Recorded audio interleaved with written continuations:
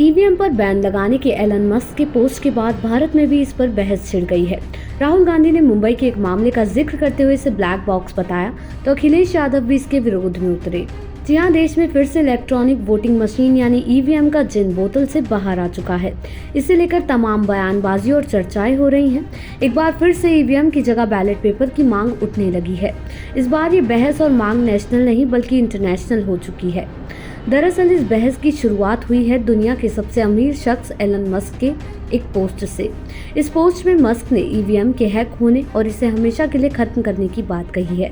उनके इस पोस्ट के बाद कांग्रेस के राहुल गांधी, सपा के अखिलेश यादव और कई अन्य दलों के नेता भी ईवीएम के मुद्दे पर आक्रामक हो गए हैं।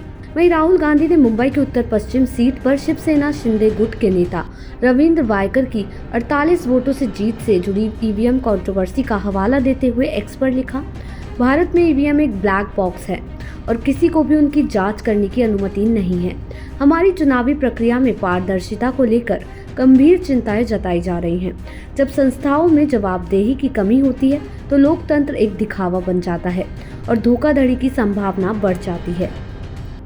इस बहस में समाजवादी पार्टी के मुखिया अखिलेश यादव ने भी अपनी बात रखी। उन्होंने एक्स पर लिखा, टेक्नोलॉजी समस्याओं को दूर करने के लिए होती है। अगर वही मुश्किलों की वजह बन जाए तो उसका इस्तेमाल बंद कर देना चाहिए। आज जब विश्व के कई चुनावों में ईवीएम को लेकर गड़बड़ी की आशंका जाहिर की जा रही है और दुनिया के जाने माने टेक्नोलॉजी एक्सपर्ट्स ईवीएम में हेराफेरी के खतरे की ओर खुलेआम लिख रहे हैं, तो फिर ईवीएम के इस्तेमाल की जिद के पीछे की वजह क्या है, ये बात भाजपा साफ करे। आगामी सभी चुनाव बैलेट पेपर यानी मत पत्र से कराने की अपनी मांग को हम फिर दोहराते हैं। वहीं विपक्ष की तरफ से ईवीएम को लेकर लगातार सवाल आते देख एनडीए के नेता भी इसके बचाव में उतरे। केंद्रीय मंत्री ज्योतिरादित्य सिंधिया ने कहा, चट भी मेरी पट भी मेरी, ये नीति नहीं चलने वाली। आप जीते तो ईवीएम हीरो, आप हारे तो ईवीएम जीरो। केंद्रीय मंत्री जीतन राम मांझी ने कहा कि सुप्रीम कोर्ट ने आखिरकार कह दिया कि ईवीएम में कोई छेड़छाड़ नहीं हुई है, तो विपक्ष केवल अपने मनोरंजन के लिए ऐसा कहते हैं। अगर ईवीएम में छेड़छाड़ की बात थी तो आज उन्हें इतनी सीटें नहीं मिलती।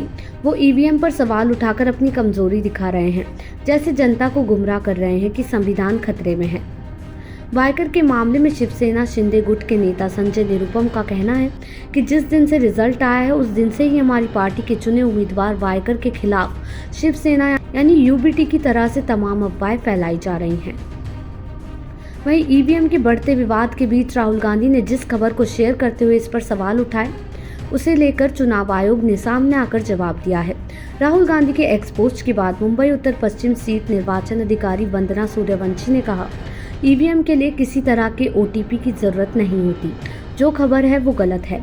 इसमें सिर्फ रिजल्ट बटन प्रेस करके काम होता है। इलेक्शन कमीशन ने अपनी प्रक्रिया फॉलो की है। संबंधित अखबार को डिफेमेशन का नोटिस दिया है। देश दुनिया की ऐसी ही तमाम खबरों के लिए देखते रहें सहारा समय का डिजिटल प्लेटफॉर्म समय डिजिटल।